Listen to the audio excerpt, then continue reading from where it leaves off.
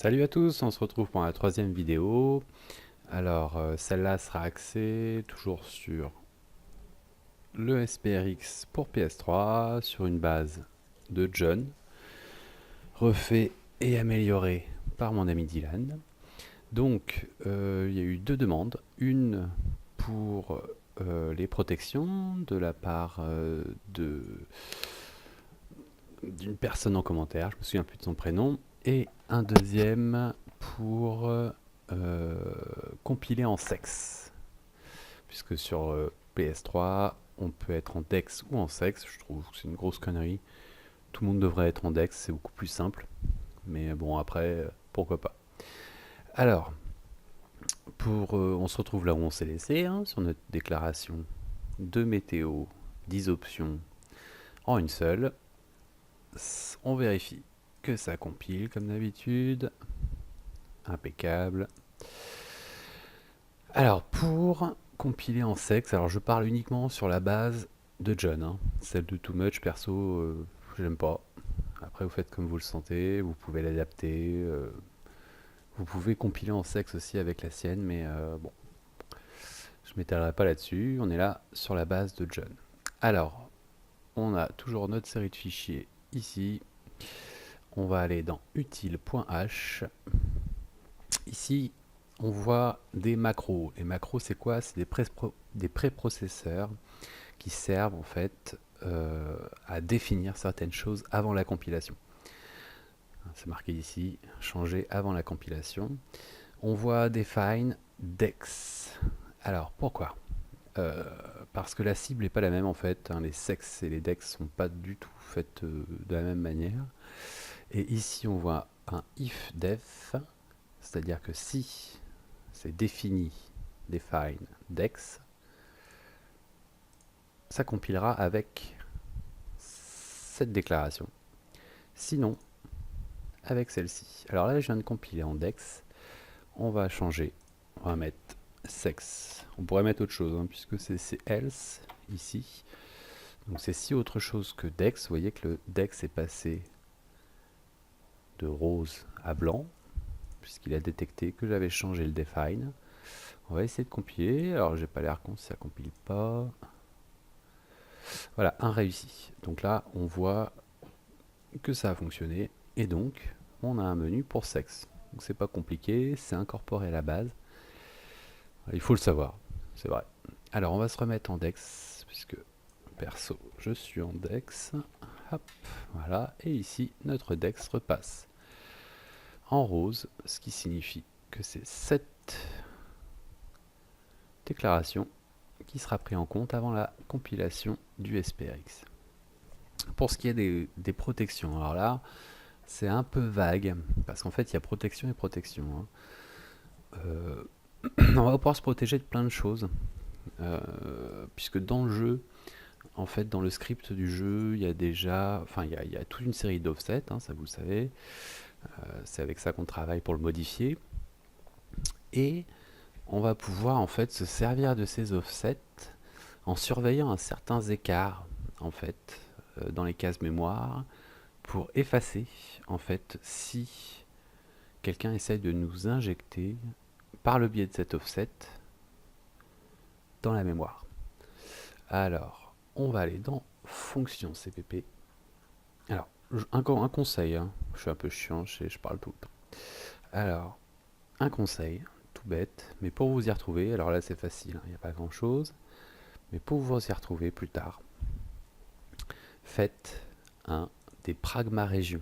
Alors, des pragma régions, ça permet en fait de parcourir le code ici ou ici, ça dépend.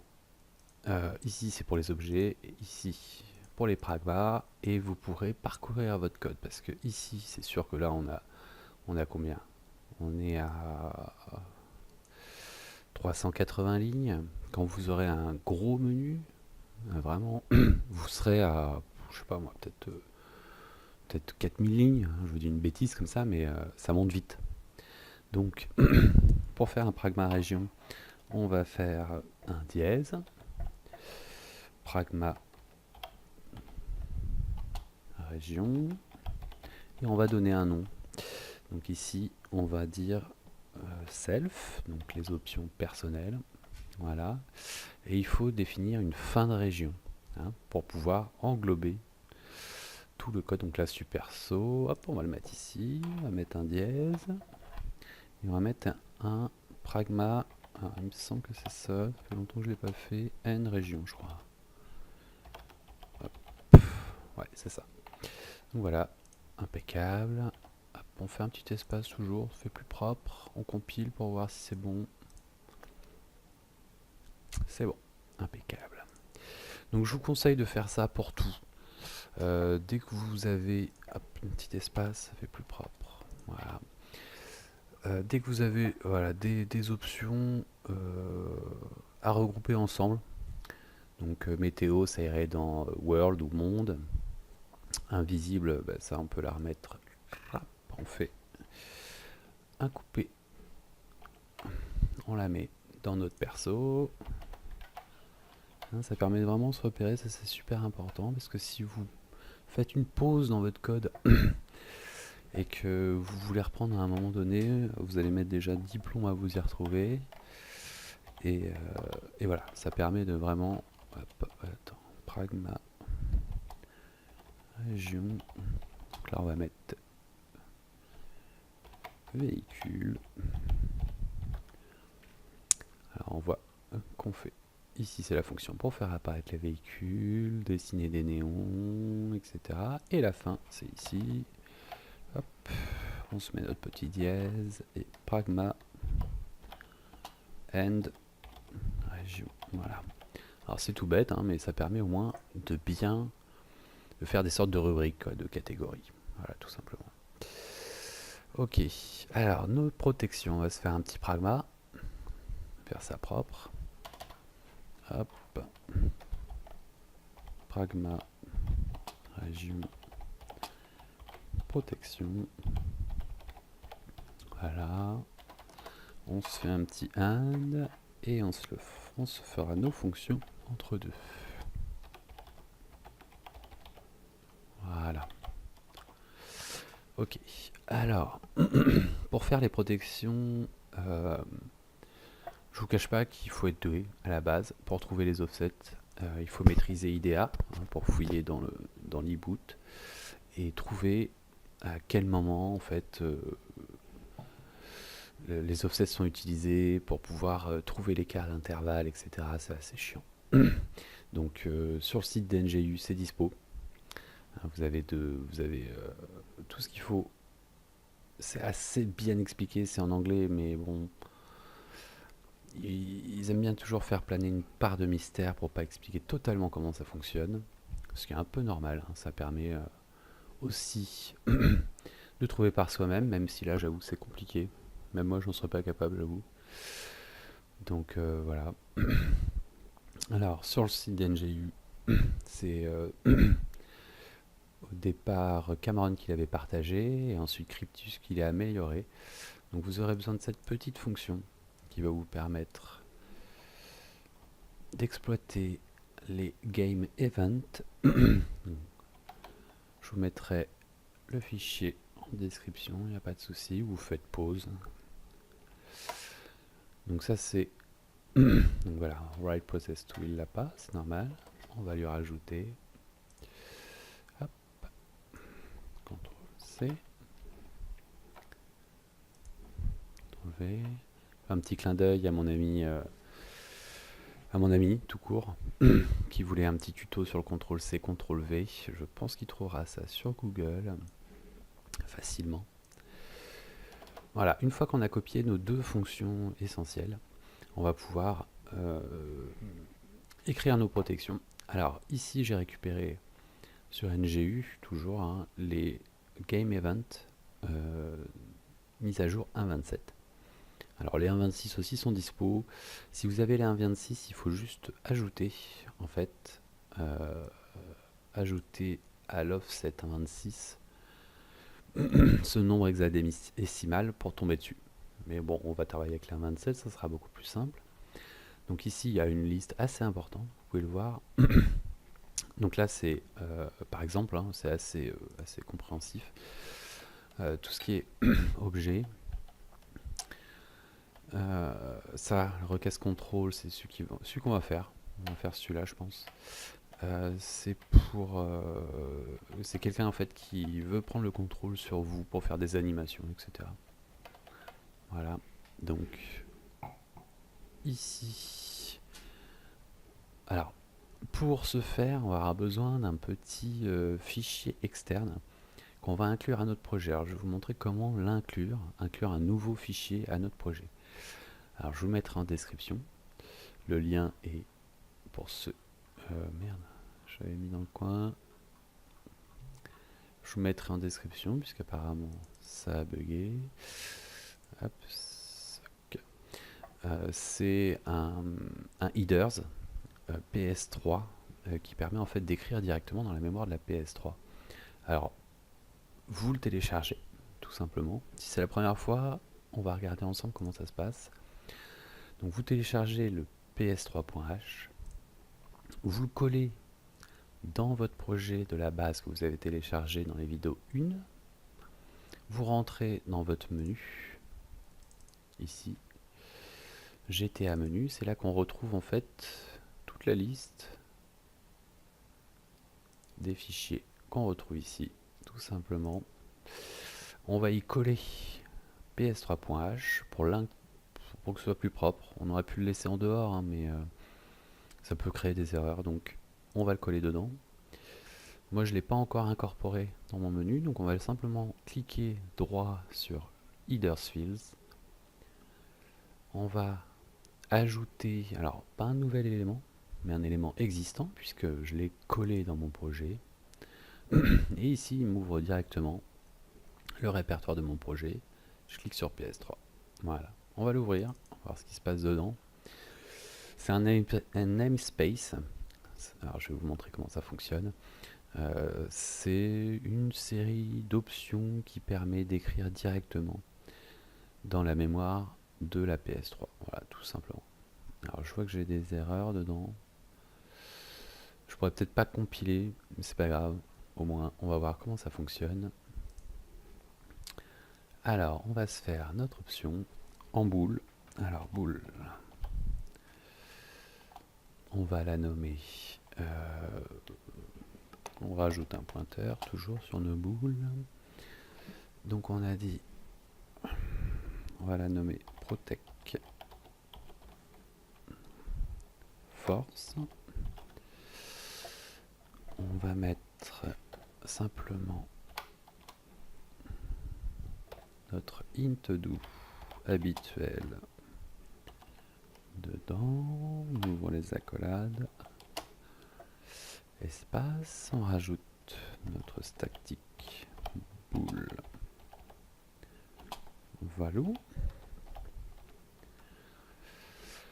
Hop. Tac, tac. Static boule value. Si vous voulez l'activer par défaut, vous mettez égal true. Hop, ça veut dire que par défaut, il sera activé. On finit la ligne. Ensuite, on fait notre switch to pour passer au code.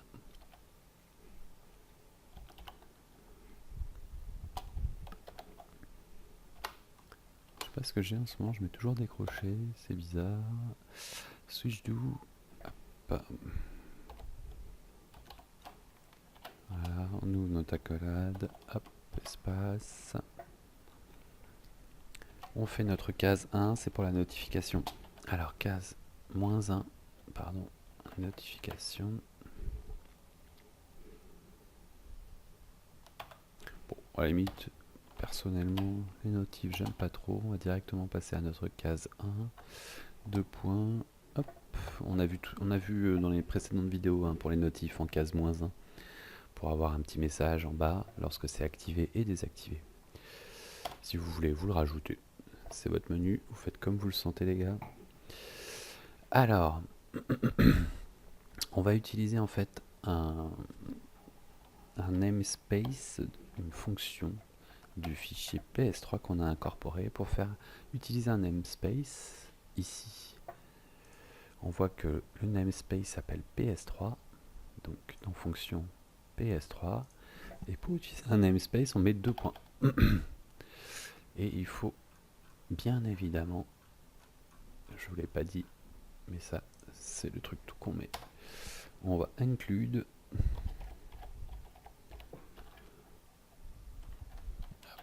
hop, hop, hop, hop, hop, hop, hop.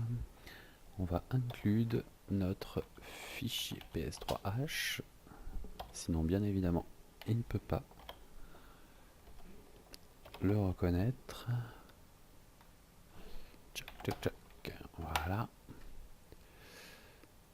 Hop, on retourne à notre option. On voit qu'il y a un petit point rouge ici. C'est là où on doit être. Voilà.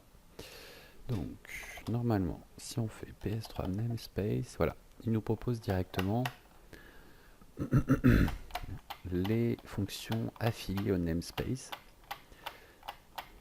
Donc on en voit qu'il y en a plusieurs, hein. On peut écrire un bool, c'est-à-dire un code en boucle. Nous, ce qui va nous intéresser, c'est un write in 32, exactement celui-ci. Ensuite, on va avoir besoin de renseigner des arguments, comme d'habitude. Donc l'argument, c'est quoi? C'est l'adresse. Donc l'adresse, c'est tout simplement notre contrôle, request contrôle, contrôle C, contrôle V, voilà. Et ensuite, il nous demande notre sortie. Alors la sortie, ça va être un peu différent. C'est-à-dire qu'on va, en fonction de la valeur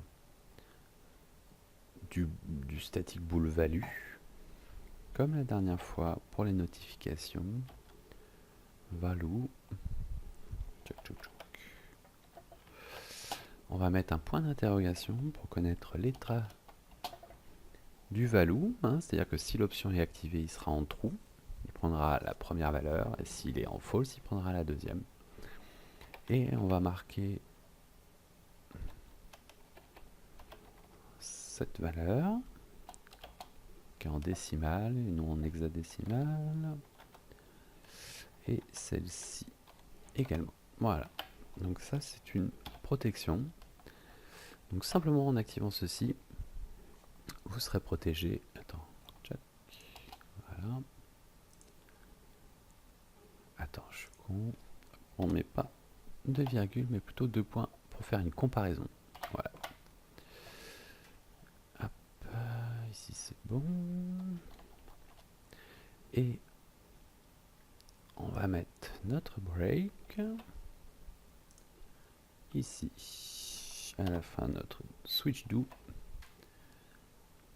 Hop là. Toc. V. Et notre return evalue, c'est-à-dire qu'à la fin de l'option, pour être sûr que ça ne freeze pas, on retourne sur la valeur statique true. Voilà. Donc là, on a construit tout simplement, vous avez bien vu, c'est pas compliqué, il faut le savoir, c'est tout, notre protection contre les animations. Voilà. Alors, comme d'habitude, lorsqu'on fait un bool, on va le recopier ici, sous notre super saut par exemple, avec égal 0, point virgule, voilà, et dans notre PRX, uniquement pour les boules, je répète, les voids, c'est pas la peine. Ici, on enlève et on met un true dans notre argument, sinon l'option ne sera jamais activable. Voilà, il ne nous reste plus qu'à le dessiner dans notre menu. On va le mettre avant, on va rajouter 1, vous vous souvenez, hein, option count, pour dire qu'on a 20 options sélectionnables dans cette catégorie. On va déclarer donc un add option. Donc là, c'est un bool sans argument. Il y a l'argument int_do, mais ça, il est ignorant au bool. Hein, c'est-à-dire qu'on ne peut pas faire sans. Et donc, on va faire un bc, puisqu'il n'y a aucun argument. Alors, on décrit notre option. Ah, ça, c'est ce qui figurera dans notre menu. Donc, on va mettre protection contrôle. Ça me paraît clair. Notre petite virgule pour passer à l'argument suivant. Boule chaud, true ou false. C'est-à-dire que est-ce que vous voulez qu'il y ait un petit témoin, une case verte ou rouge. Dans ce menu-là, c'est vert ou rouge. Qui soit affiché lorsque c'est activé ou désactivé. True, voilà, virgule. Ici, on nous demande le nom de notre option, bien sûr. On l'a appelé Protect Force. Donc on va... Normalement, il va nous le proposer. Voilà. Alors, vous embêtez pas à le recopier. Vous faites un CTRL-C. Vous faites une virgule, un CTRL-V. Et on va simplement rajouter devant un point d'interrogation pointeur. Pourquoi? C'est simplement... en fait, c'est un petit peu comme quand on capte la valeur du value false ou true. C'est-à-dire que si l'option est true, on est ici. Si l'option est false, est ici. C'est ça. Le false, ça veut dire que si l'option est désactivée, on retourne à l'état d'origine. Ici, c'est inversé puisque l'option est activée par défaut et on rajoute simplement deux parenthèses vides pour éventuellement vider en fait les arguments pour pouvoir la réactiver plus tard, éviter un freeze. Voilà, on a déclaré notre option ici, c'est magnifique. On fait une compilation et ça compile, c'est superbe. Alors, est-ce qu'on n'a jamais parlé de la taille du SPRX? C'est le gros avantage de cette base. Donc ici, on a une base SPRX avec, on a déjà pratiquement tous les véhicules, je crois, dedans. On a quand même quelques options et on est à 166 KO. Donc si vous faites pareil avec la base de Too Much, vous serez à 100 de plus. Pourquoi ça compte? Parce que plus vous allez coder dans votre menu, plus celui-ci va augmenter en taille et perdre en fonctionnalité. Et quand on franchit à peu près les 600, 650, vous perdez le chargement de la sauvegarde, c'est-à-dire que vous êtes obligé de passer par le prologue, etc. Donc c'est très très chiant. Voilà, bah écoutez, j'ai répondu à peu près à ce qu'on m'a demandé. On pourrait voir d'autres protections. Mais là, j'ai envie de vous dire, c'est un peu plus complexe parce que on sait comment on nous fait freeze, c'est en nous faisant spawn des véhicules sur la tronche par centaines, des trucs comme ça. Alors, en fait, je ferai ça pour la prochaine vidéo. Bonne idée. Comment détecter? En fait, c'est un petit peu comme le système où on agit sur la circulation. Vous savez, vous prenez la circulation, vous la faites sauter, changer de couleur, boost, exploser, etc. C'est le même système, sauf qu'on va demander en fait au SPRX, si on active l'option bien sûr, en boucle, de surveiller une certaine série d'objets et de véhicules qu'on va renseigner nous-mêmes dans l'option.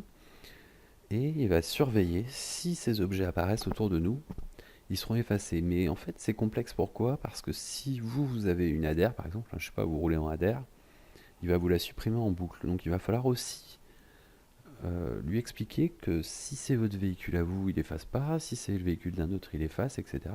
Ça peut être vite la merde. Donc en fait, c'est des options qui paraissent simples au demeurant, mais qui au final, voilà, il y a une tonne de paramètres en amont à bien régler. Hein, c'est-à-dire que lorsque vous allez faire spawn une voiture, il va falloir le mettre dans une liste arrêt, hein, c'est-à-dire dire que c'est votre voiture, l'enregistrer, la mettre dans une case mémoire, etc. Et lorsqu'on demandera d'effacer avec cette protection, on dira on efface tout sauf ma voiture, sauf la voiture des autres, etc. Parce que voilà, c'est pareil, si vous effacez tout, ça peut être super chiant pour les autres. Et puis le but c'est de ne pas trop emmerder les gens, même si on l'a tous fait un jour, plus ou moins. Moi personnellement, c'est pas du tout mon truc. Voilà, j'aime bien être discret et puis plutôt rendre service aux joueurs, surtout en OFW, hein, ceux qui n'ont pas de menu. Juste un petit détail, on a ici fait 3 fonctions pour au final en faire qu'une seule, et toutes les fonctions qui servent uniquement à en écrire une autre, comme ici, on ne se sert pas, on ne les inscrit pas ni dans fonction.h, ni dans le PRX, si c'est des boules. Voilà. Ça sera uniquement des fichiers qui serviront ici et pas ailleurs, donc on n'a pas besoin de les déclarer ailleurs. Voilà, donc pour ma prochaine vidéo, ce que j'aimerais bien faire, c'est éventuellement, ouais, soit vous expliquer la protection, mais ça va être long et chiant. Je la ferai dans la 5e vidéo à ce moment-là. Et la prochaine, j'aimerais bien en fait ensemble, qu'on reprenne la liste de toutes les voitures qui sont ici et qu'on les déclare en une seule ligne. Là, vous voyez, je sais pas combien de lignes il y a, on est à 900. Tac, on revient au début. 900, ouais, on a presque, ouais, on a 500 lignes de bagnole, même plus. Ouais, on a plus de 500 lignes de bagnole, ce qui est assez énorme. Et pour toujours dans le but de réduire notre SPRX et toujours qu'il soit plus efficace, plus rapide et qui risque moins de freeze, de déclarer en fait tous ces véhicules en une seule ligne. Alors, comment faire? Vous allez pouvoir vous préparer un peu à ce moment-là. Ce que vous faites, c'est que vous ouvrez en fait, vous ouvrez un petit bloc-notes comme ça. On va sauter quelques lignes. Vous pouvez ça préparer à l'avance parce que je vous le filerai pas. Je me suis fait chier à le faire tout seul, il n'y a pas de raison. Donc par exemple, le plus long, ça va être par exemple de faire, vous voyez, on a ici Super Sport. Donc on va créer une liste Super Sport. Donc on va faire un char pointé Super Sport. Voilà, comme ça. On va ouvrir une liste comme ça. Pourquoi je le fais sur un document annexe comme un point texte ou autre? C'est pour éviter de vider le menu, parce que là vous allez pouvoir le faire en dessous, vous allez faire un coupé-coller, mais vous allez avoir des erreurs et c'est pas le but. Donc autant le faire à côté, vérifier que ça fonctionne et puis supprimer le reste après. Donc vous allez faire des listes comme ça, donc on ouvre les crochets, on les ferme, on fait des espaces, on fait toujours un espace entre chaque. Et ici on vient déclarer, et ici on va recopier en fait tout simplement. Donc adhère, par exemple, je vais y arriver, adhère, donc ici espace, virgule, et la deuxième entity, etc. Donc, vous allez vous faire vos listes, alors je vous explique les gars, toutes les listes, vous faites toutes les listes. Donc ça sera une première étape. Ensuite il faudra faire une liste de toutes les classes, ensuite une liste, parce qu'en fait il faut deux listes. Il faut, pour vous expliquer, char super sport, on va mettre F pour fonction, non, M pour menu ici, et on va faire la même en dessous. Tac, CTRL C, je vous le fais vite fait, j'ai pas envie que ça dure 3 plombs la vidéo. Char super sport F pour fonction. Ça c'est ce qui sera inclus dans le menu, ça c'est ce qui sera inclus dans la fonction, et comme vous pouvez le voir ici c'est ce qu'on déclare dans le menu, ici c'est ce qu'on déclare dans la fonction. Quelle est la différence? Parfois elle est minime, ici c'est juste une majuscule, parfois, voilà, ELIJ-R2, là on a ELIJ-RH8. Donc la fonction, il n'y aura jamais aucune majuscule, hein, donc vous virez toutes les majuscules. Hop, voilà. Donc, gros boulot hein, pour vous. Tiens, tu vois la différence là, Entity XF. Hop. Donc, gros boulot à faire, mais vous faites toutes vos listes tranquillou. Il restera une ou deux listes à faire, ça c'est pas très chiant, c'est juste à compter le nombre d'options par catégorie. Hein. Donc, par exemple, c'est marqué ici en fait. Et le but en fait, c'est vraiment de tout remarquer en liste et ensuite de pouvoir le déclarer en fonction du nombre d'options, des chars menus, des chars fonctions, et vous verrez, ça va bien se passer. Voilà les amis. Bon je crois que cette vidéo est terminée. N'hésitez pas à aller sur le forum. Comme d'habitude, je vous mettrai le lien en description. Je vous souhaite un bon dev et n'hésitez pas à poser des questions. Allez, bis les poulets.